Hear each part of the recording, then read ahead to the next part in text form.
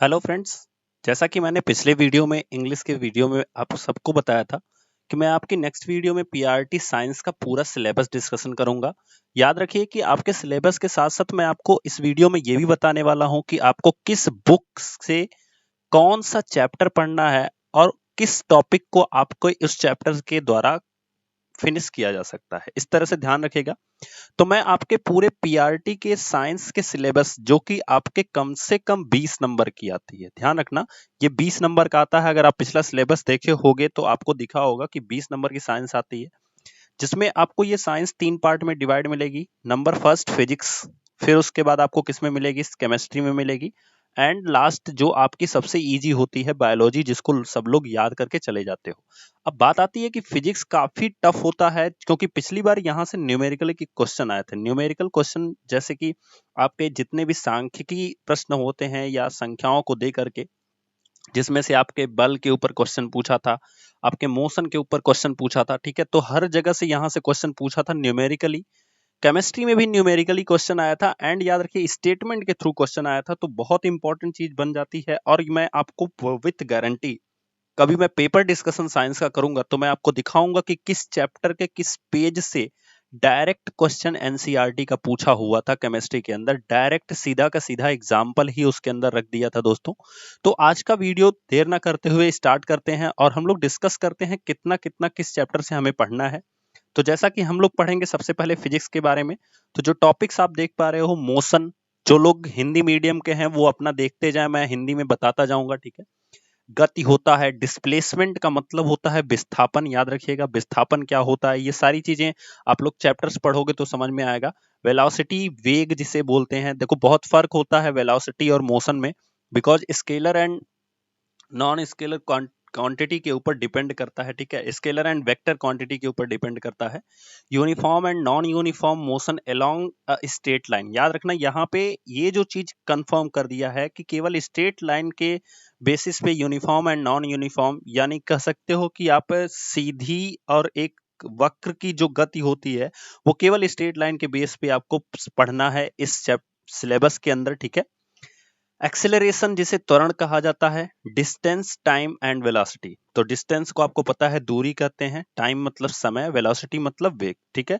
तो समय, दूरी और वेग का जो संबंध होगा, अब ये देखो ये ग्राफिकल चीज भी आती है, ये ग्राफ पे भी बनती है। पिछली बार कभी ग्राफ नहीं पूछा था, मैंने देखा पिछले पेपर में इसने ग्राफ नहीं पूछा था। तो मे बी पॉसिबल है कि अगर पेपर पेपर को टफ करा जा रहा है तो ये पूरी की पूरी पॉसिबिलिटी बनती है कि ये ग्राफ से रिलेटेड चीजें पूछेंगे। एंड ग्राफ, इसलिए मैं आपको ये टॉपिक डिस्कस करते समय मैं पूरा का पूरा कंफर्म कर दे रहा हूं कि आपको उस चैप्टर के अंदर जो मैं अभी बुक बताऊंगा उस बुक के चैप्टर के अंदर क्या क्या चीजों को ध्यान से पढ़ना है, ठीक है। अगला दिया गया है idea of uniform circular motion. तो जो वृत्तीय गति है उसके बारे में आपको भी पढ़ना है। अब ये सारा टॉपिक किस बुक के किस किस चैप्टर से मिलेगा वो मैं आपको दिखाना चाहता हूं। तो एनसीईआरटी के क्लास 9th के चैप्टर 8 में, जिसका नाम है मोशन, ये इतनी टॉपिक आपको मिल जाएंगे पूरा का पूरा। इसमें ग्राफिकल चीज भी दिया है।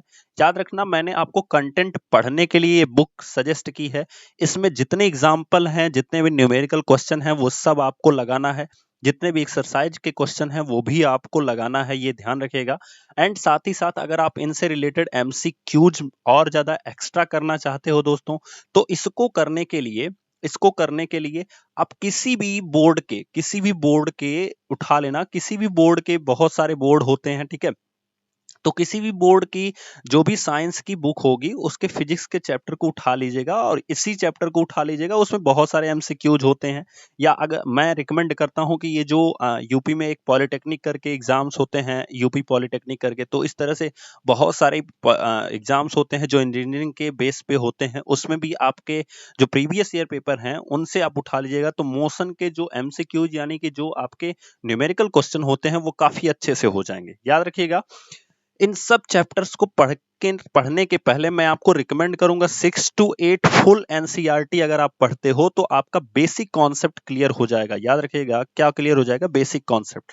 तब हो सकता है ये कॉन्सेप्ट आपको पूरे के पूरे समझ में आए, ठीक है। क्योंकि 6 to 8 में कभी भी न्यूमेरिकल आपको मिलेगा ही नहीं, यहाँ पे कॉन्सेप्ट ही कॉन्सेप्ट है केवल। तो इसलिए पूरे कॉन्सेप्ट यहाँ से आप पढ़ लीजिएगा। उसके बाद की ये चीजें मैं बता रहा हूँ। अगर इतना नहीं हो पा रहा है, कम टाइम है, तो आप ये डायरेक्ट पढ़िए, एमसीक्यू सॉल्व कीजिए, किसी बोर्ड की साइंस की बुक आप उठाइए, ठीक है, वहां से सॉल्व कीजिए। अदरवाइज अगर आपको और अच्छे से करना है तो आईआईटी फाउंडेशन की बुक आती है, जिनको आप उठा करके सॉल्व कर सकते हो। उसमें क्वेश्चंस बहुत ज्यादा अच्छे से दिए होंगे, जो आपको अमेजोन या फ्लिपकार्ट पे अवेलेबल हो जाएगी, ठीक है। अगला देखते हैं, एक टॉपिक है जो सिंपल मशीन है, बड़ा यूनिक टॉपिक है, क्योंकि ये अब एनसीईआरटी की बुक से हटा दिया गया है। मैं 6 to 8 पूरी बुक पढ़ दिया हूं, उसमें कहीं नहीं मिला मुझे ये, ना ही 9th की बुक में मिल रहा है। सिंपल मशीन, जैसे मैं आपको बताऊं, उत्तोलक आप सुने होंगे, प्रथम प्रकार का उत्तोलक, द्वितीय प्रकार का उत्तोलक, तो ये जो चीजें हैं ये आपके सिंपल मशीन के अंदर आती हैं, ठीक है। अब ये 3 तरह के होते हैं, तो इनको आप कहीं भी यूट्यूब से या गूगल से, जिस तरह से भी, या मैंने लिखा है अदर ओल्ड साइंस बुक, जो पुरानी किताबें हुआ करती थी। जैसे मैं आपको बताऊं, जो लोग 2009 या 2008 या 10 में अगर करे होंगे कहीं से 9th 10th, तो वहां की बुक्स में, उस टाइम की बुक्स में दिया रहता था ये उत्तोलक के बारे में, तो आप लोग वहां से डिस्कस कर सकते हो, ठीक है। और सेशन अगर आपको अच्छा लग रहा है दोस्तों, तो जरूर एक बार इस वीडियो को लाइक कर दीजिए, शेयर जरूर कर दीजिए, क्योंकि देखो इसके लिए तो आपसे पैसे लिए नहीं जा रहे हैं, फ्री ऑफ कॉस्ट सारी चीजें आपको अवेलेबल कराई जा रही हैं।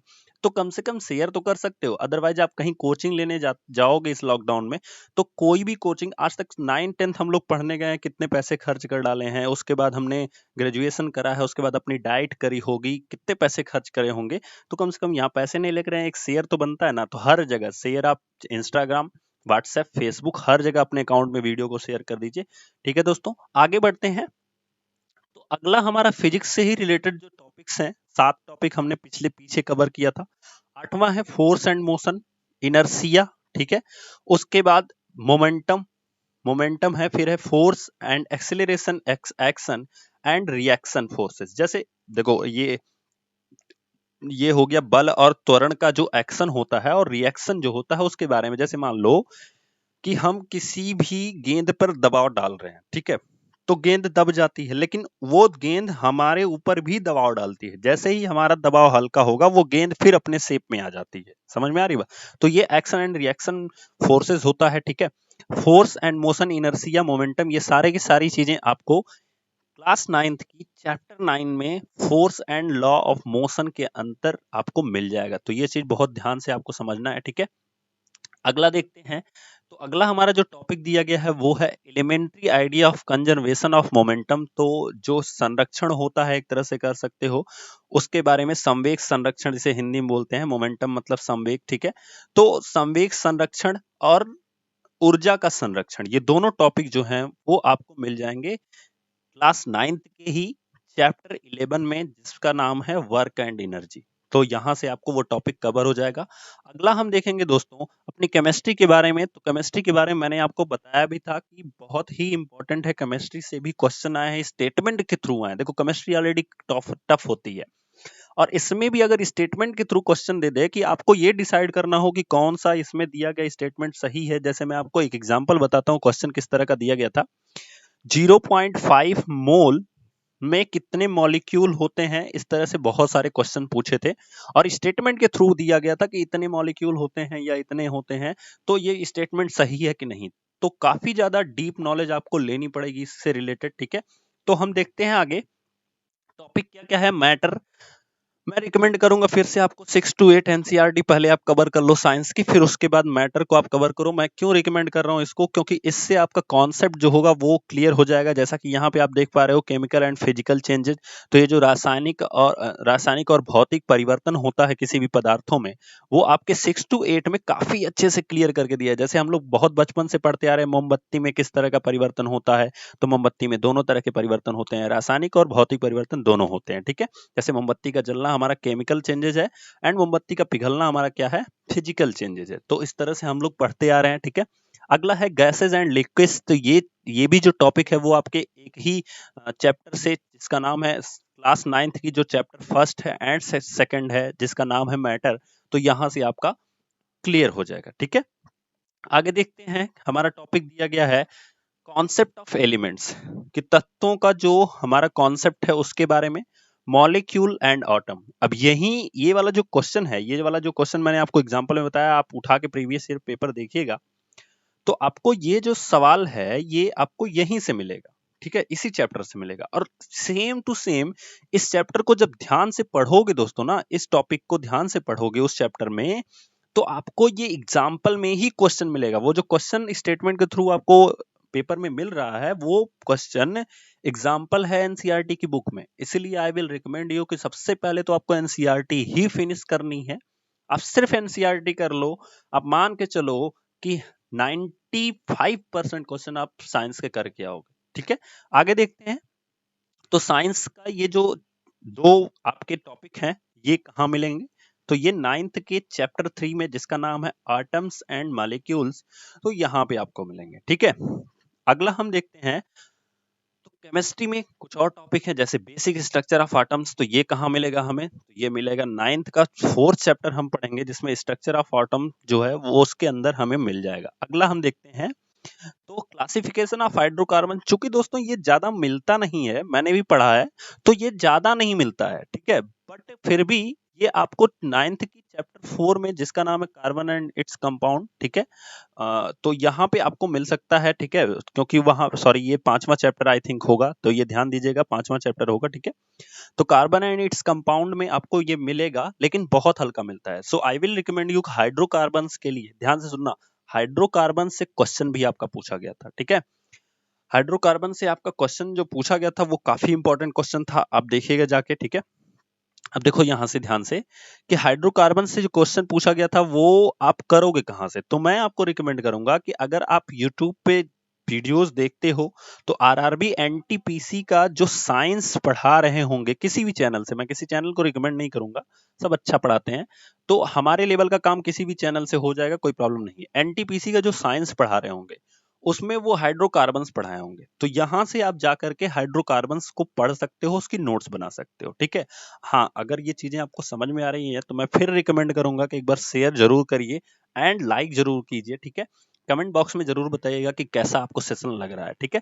अगला दिया गया है रेडियो एक्टिविटी एंड हाइड्रोकार्बन्स। देखो मैंने यहाँ पे दोनों टॉपिक निकाल लिया है, रेडियो एक्टिविटी और हाइड्रोकार्बन, ये दोनों मैंने बहुत ढूंढा। रेडियो एक्टिविटी कहीं भी आपको नहीं मिल रही है केमिस्ट्री के, जिस तरह से फिजिक्स में हमें सिंपल मशीन नहीं मिल रही है, उसी तरह से रेडियो एक्टिविटी जो आपका टॉपिक है वो आपको केमिस्ट्री में किसी भी बुक में 9th या 10th की नहीं मिल रहा है, ठीक है। तो इसे हम कहाँ से पढ़ेंगे, इसे हम पढ़ेंगे यूट्यूब से। मैं फिर रिकमेंड करूंगा रेडियो एक्टिविटी को पढ़ने के लिए आरआरबी एनटीपीसी साइंस जो भी चैनल जहां से भी आपको समझ में आए हिंदी इंग्लिश में, वहां से जाके आप पढ़ लीजिए, ठीक है। एंड हाइड्रोकार्बन्स को भी आप एनटीपीसी साइंस के लेवल का जाके पढ़ लीजिए, क्योंकि काफी लेवल अच्छा होता है इसका। और ये जितना यहाँ पे पढ़ोगे आप, अगर 1 घंटे 2 घंटे क्लास है वो अगर कर लोगे आप, तो उससे बाहर कभी आने के कोई चांस ही नहीं होते हैं, ठीक है। नेक्स्ट आता है हमारा बायोलॉजी। तो बायोलॉजी में क्या है, सबसे पहला टॉपिक जो आपको दिख रहा है प्लांट लाइफ, फोटोसिंथेसिस। मैं फिर से रिकमेंड करूंगा, फोटोसिंथेसिस का बहुत हल्का लेवल 6 to 8 में दिया गया है, लेकिन अगर आपको डीप में पढ़ना है तो आप फिर वही आरआरबी एनटीपीसी साइंस, ठीक है, आरआरबी एनटीपीसी साइंस का आप उठा के पढ़ लेना फोटोसिंथेसिस, वहां से आपका ये टॉपिक कवर हो जाएगा, ठीक है, 6 to 8। एंड लिविंग वर्ड जो है ये काफी बड़ा टॉपिक है, ठीक है, बस ध्यान दीजिएगा आप लोग, क्या करना है आपको, 6 to 8 जब आप पढ़ोगे तो ये लिविंग वर्ड के बारे में आपको धीरे धीरे पता चल जाएगा, बेसिक कॉन्सेप्ट क्या है इसका, ठीक है। ह्यूमन बॉडी के बारे में भी आपको 6 to 8 में बेसिक कॉन्सेप्ट मिल जाएगा दोस्तों, ये ध्यान रखिएगा, ठीक है।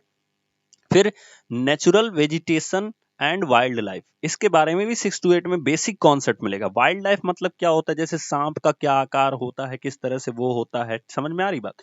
तो इस तरह के जितने जीव होते हैं उनके बारे में भी आपको मिल जाएगा। लेकिन अब अगर आप एनसीईआरटी में सीधे सीधे कॉन्सेप्ट में आना चाहते हो तो क्लास 10th की चैप्टर 6 एंड 7 जिसका नाम है life process control and coordination, तो ये दोनों चैप्टर को आप जब कवर अप करोगे तो ये सारी चीजें आपकी कवर होंगी। बट मैं आपको फिर से बता रहा हूँ, फोटोसिंथेसिस इतनी अच्छी नहीं दी गई है इसके अंदर, सो आपको मैं रिकमेंड करूंगा आरआरबी एनटीपीसी साइंस से आप कनेक्ट करो, किसी भी चैनल से जहां से आपका मन करे वहां से आप पढ़ सकते हो। अगला है फूड एंड क्रॉप। तो फूड और क्रॉप जो है इसके बारे में कहां से आपको पढ़ना है, and green house effect natural resources ये कहां से पढ़ना है, तो चैप्टर 14 एंड 15 क्लास 9th का ही। तो आपको दिखा होगा क्लास 9th का, आप कह सकते हो कि 90 to 95% सिलेबस जो है वो क्लास 9th से ही है, ठीक है। तो chapter 14 and 15 natural resources, food resources, जहां से आपको मिलेगा। एंड मैं आपको रिकमेंड करूंगा कि जब आप ईवीएस पढ़ोगे तो उसमें भी रिसोर्सेस के बारे में दिया गया है, नेचुरल रिसोर्सेस, जो आपकी जियोग्राफी जो है, जियोग्राफी क्लास 8 की एनसीईआरटी की, उसमें पूरा कवर अप हो जाएगा दोस्तों। तो मैं आपसे रिकमेंड करूंगा कि आप उसको पूरा कवर अप करो जियोग्राफी से, सो ये सारी चीजें उसमें आपकी कवर हो जाएंगी, ठीक है। और अगर कोई भी टॉपिक आपको साइंस का नहीं मिल रहा है तो मैं फिर से रिकमेंड करूंगा आरआरबी एनटीपीसी, क्योंकि इस समय ये क्लासेस काफी अच्छे से चल रही हैं, तो यहां से जाके आप पढ़ सकते हो। कोई भी साइंस का टॉपिक अगर आपको नहीं समझ में आ रहा है तो यहां से वो टॉपिक सर्च करो, पढ़ सकते हो। देखो होता क्या है ना कि अगर हम खाली बैठे रहेंगे तो हमारे पास, जैसे मान लो आपको प्यास लगी है, ठीक है, मान लो आपको क्या लगी है, प्यास लगी है, तो आपको पानी के पास जाना होगा, पानी नहीं चल के आएगा आपके पास। समझ में आ रही बात? जॉब लेनी है तो आपको वो काम करने होंगे, जॉब नहीं चल के आएगी आपके पास, सीधी भाषा में आप समझ लो, ठीक है। जिस तरह से कौवे को प्यास लगी थी, कहानी सुने होगे, तो कौवे ने इतनी इफर्ट करा था तब जाके उसने पानी पिया था। तो वो कंकड़ थे, वो जो टॉपिक है हमारे इस साइंस के सिलेबस के, वो हमारे कंकड़ हैं, और हमारा पानी उस घड़े के नीचे है, यानी हमारी जॉब यहाँ है। समझ में आ रही बात? तो जब हम कंकड़ इसमें डालेंगे, अब हमारी चोंच तो अंदर जा नहीं रही है, तो कंकड़ यानी टॉपिक से हम इस घड़े को भर देंगे तो हमारी जॉब अपने आप ऊपर आ जाएगी, और फिर हम उस जॉब को ले सकते हैं, ठीक है। सो इफर्ट करना बहुत जरूरी है दोस्तों, ठीक है। बट मैं आपको ये थोड़ा सा हेल्प करना कर दिया हूं, तो ये चीजें ध्यान में रखिए। अगला हम देखते हैं इंपॉर्टेंट एंड स्पेशल चैप्टर जो है क्लास 10th के, जहां से आपके काफी सिलेबस जो होंगे वो कंप्लीट हो जाएंगे। तो वो हमारे क्या चैप्टर्स हैं, तो हम चैप्टर्स देखते हैं जिसमें सोर्स ऑफ एनर्जी, जो कि 14वां चैप्टर है, मैंने आपको बताया भी था, ठीक है। सोर्स ऑफ एनर्जी एक हमारा टॉपिक है, वो भी हमारे 14वें चैप्टर से, सॉरी क्लास 10th का है ये चैप्टर, ध्यान रखिएगा। ये 9th का है, 14-15, और यहाँ से ये क्लास 10th का है source of energy, our environment. तो आवर एनवायरनमेंट जब आप पढ़ोगे तो ग्रीन हाउस इफेक्ट वहां से भी कवर होगा, ध्यान रखिएगा। सोर्स ऑफ एनर्जी से आपको रिसोर्सेज भी आपको मिलेंगे, ठीक है। सोर्स ऑफ एनर्जी से आपको फोटोसिंथेसिस भी के बारे में बात थोड़ी बहुत मिलेगी। उसके बाद मैनेजमेंट ऑफ नेचुरल रिसोर्सेज, तो ये रिसोर्सेज भी आपको मिलेंगे, नेचुरल रिसोर्सेज से रिलेटेड भी आपको कंटेंट मिलेगा। सो मैंने यहाँ पे आपको पूरा का पूरा सिलेबस कवर अप किया है दोस्तों। अगर वीडियो पसंद आई हो तो जरूर से जरूर एक बार लाइक कीजिए एंड चैनल को सब्सक्राइब कीजिएगा। तब तक के लिए थैंक यू सो मच। मिलेंगे नेक्स्ट वीडियो में नेक्स्ट टॉपिक के साथ। अगर आप लोग कमेंट बॉक्स में बताओगे किस सब्जेक्ट का हमें इस तरह से आपको चाहिए, तो मैं आपको कमेंट बॉक्स में, आई थिंक मैथ इसके बाद काफी टफ होती है, तो सबसे पहले आप टफ सिलेबस जो है वो पढ़ना स्टार्ट करो, बिकॉज जब एग्जाम नजदीक आ जाएगा ना तो आपका जितना इजी सिलेबस है वो आप बहुत जल्दी जल्दी कवर कर सकते हो। अभी टफ सिलेबस पे फोकस करो। तब तक के लिए थैंक यू सो मच।